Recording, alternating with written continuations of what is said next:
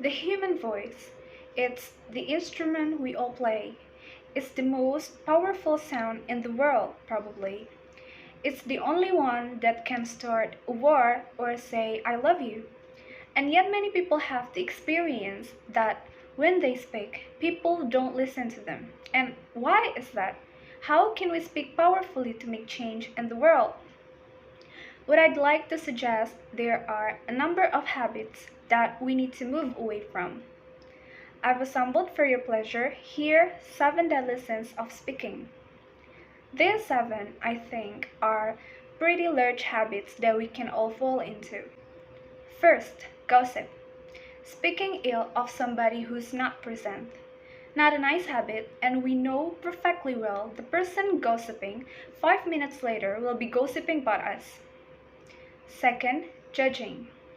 We know people who are like this in conversation, and it's very hard to listen to somebody if you know that you are being judged and found wanting at the same time. Third, negativity. You can fall into this. It's hard to listen when somebody's that negative. And another form of negativity, complaining. Complaining is viral misery. Excuses. Some people have a blame thrower. They just pass it on to everybody else and don't take responsibility for their actions. And again, hard to listen to somebody who is being like that. Penultimate, the sixth of the 7. Embroidery, exaggeration. It means our language actually sometimes. For example, if I see something that really is awesome, what do I call it? And then, of course, this exaggeration becomes lying.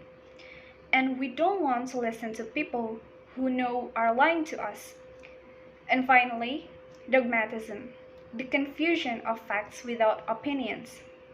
When those two things get conflated, you're listening into the wind. You know, somebody is bombarding you with their opinions as if they were true. It's difficult to listen to that. So here they are, 7 deadly sins of speaking. There are things I think we need to avoid. But is there a positive way to think about this? Yes, there is. I'd like to suggest that there are 4 really powerful cornerstones, foundations, that we can stand on if we want our speech to be powerful and to make change in the world. Fortunately, these things spell a word.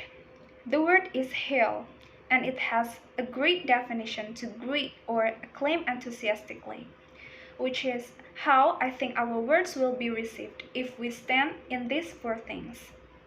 So, what do they stand for? The H, honesty. Of course, being true in what you say, being straight and clear. The A is authenticity, just being yourself. The I is integrity, being your word, actually doing what you say, and being somebody people can trust. And the L is love. I don't mean romantic love, but I do mean wishing people well for 2 reasons. First of all, I think absolute honesty may not be what we want. Tempered with love, of course. Honesty is a great thing, but also if you're really wishing somebody well, it's very hard to judge them at the same time. I'm not even sure you can do those 2 things simultaneously. So, hell, also, now that's what you say, and it's like the old song. It is what you say, it's also the way that you say it. You have an amazing toolbox. This instrument is incredible, and yet this is a toolbox that very few people have ever opened. I'd like to have a little rummage in there with you now and just pull a few tools out that you might like to take away and play with, which will increase the power of your speaking. Register, for example. Now, falsetto gesture may not be very useful most of the time, but there's a register in between. You can locate your voice. Then we have timbre. It's the way your voice feels. The research shows that we prefer voices which are rich, smooth, warm. Well, if that's not you, that's not the end of the world, because you can train, go and get a voice coach, and there are amazing things you can do with breathing, with posture, and with exercises to improve the timbre of your voice. Then prosody.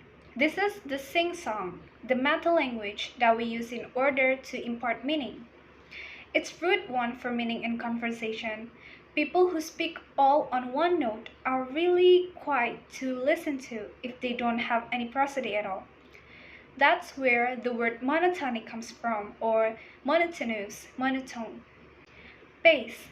I can get very excited by saying something really quickly, or I can slow right down to emphasize. And at the end of that, silence. There's nothing wrong with a bit of silence in talk, is there? We don't have to fill it with ums and ahs. It can be very powerful. Of course, pitch often goes along with pace to indicate arousal, but you can do it just with pitch. Where did you leave my keys? Where did you leave my keys? So, slightly different meaning in those two deliveries. And finally, volume. I can get really excited by using volume, or I can have you really pay attention by getting very quiet. If it's very important, you owe it to yourself to look at this toolbox and the engine that it's going to work on, and no engine works well without being warmed up. Warm up your voice. This is a serious point here. This is where we are now, right? We speak not very well to people who simply aren't listening in an environment. That's all about noise and bad acoustics. What would the world be like if we were speaking powerfully to people who were listening consciously in an environment which were actually fit for purpose? What would the world be like if we were creating sound consciously and consuming sound consciously and designing all our environments consciously for sound? That would be a world that does sound beautiful, and one where understanding would be the norm, and this is an idea worth spreading.